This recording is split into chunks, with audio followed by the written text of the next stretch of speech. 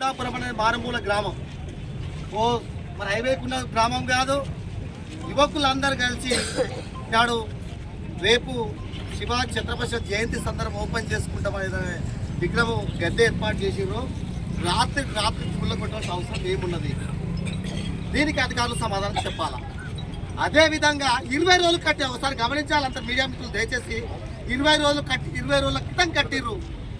నిజంగా మీకు ఎక్కడి నుంచి ఆబ్జెక్షన్ వచ్చింది, అఫీషియల్గా మీరు చేస్తారు, అక్కడున్న ఆర్గనైజర్స్ పిలవాల, సమాచారం ఇవ్వాలి.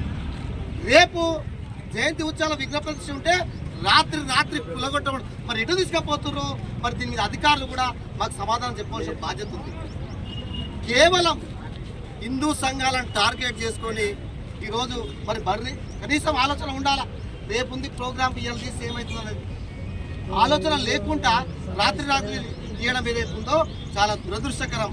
భారతీయ జనతా పార్టీ హిందూ సంఘాలు చేసేదానికి ఖచ్చితంగా మద్దతు ఉంటుంది.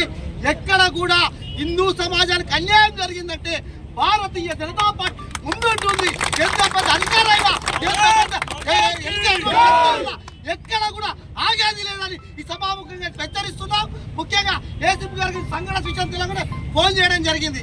సార్, మేము పోలీసుకి అగలెట్ చేసే పార్టీ కాదు, క్రమశిక్షణ గల పార్టీ, మీకు ఏదైనా కోఆపరేట్ చేసే పార్టీ మాది.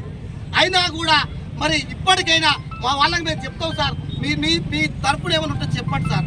దాన్ని ఉంటే మరి రేపటి వరకు ఇనాగ్రేషన్ చెప్తే మా వాళ్ళకి చెప్పి సమాధానం చెప్తాం సార్ అన్నారు మా తరఫున. సార్ మీరైతే రండి ఇక అని చెప్పడం జరిగింది. ఎటువంటి హామీ లేదు. వాళ్ళని కూడా అడిగిన నేను నాకు కూడా రాకపోదు. అయినప్పుడు సీనియర్లో కూడా రాజాపేటకి రమ్మని చెప్పి వెంబడే. ఎందుకంటే ఇంతమంది మనోభావాలు దెబ్బతీసేవాడు దీనికి కారణం ఎవరు? దీన్ని వెనుక ఎవరు ఉన్నారు చెప్పవలసింది డిమాండ్ చేస్తున్నాం. ఇంతటితో ఇది ఆగదు. మీరు కేసులు పెట్టండి.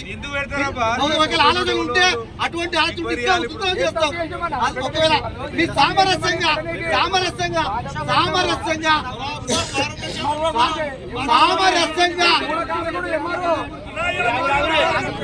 గతంలో కూడా సార్ ఎస్సీ గారు మా మాట గతంలో కూడా వాసాల మరి ఒక ముద్రాజ్ కమ్యూనిటీ ఒక టెంపుల్ కడితే ప్రభుత్వంలో ఆపిరు.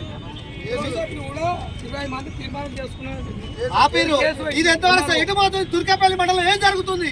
ఇక్కడ అక్రమ భూదందాలకు లిఫ్ట్ ఇస్తున్నారు అధికారులు. అంతేగాని ఎక్కడ కూడా ఇటువంటి అన్యాయం జరిగింది. తుర్కపల్లి మండలంలో ఎటు తీసుకుపోతున్నారో కూడా స్థానిక ఎంఆర్ఓ గారు దీన్ని కలెక్టర్ గారు స్పందించాలి. కలెక్టర్ గారితో కూడా మాట్లాడతాం, ఆర్డీఓ గారితో మాట్లాడతాం. దీన్ని ఎవరి మీద స్పందించకుండా మాత్రం ఆగేది లేదు సార్.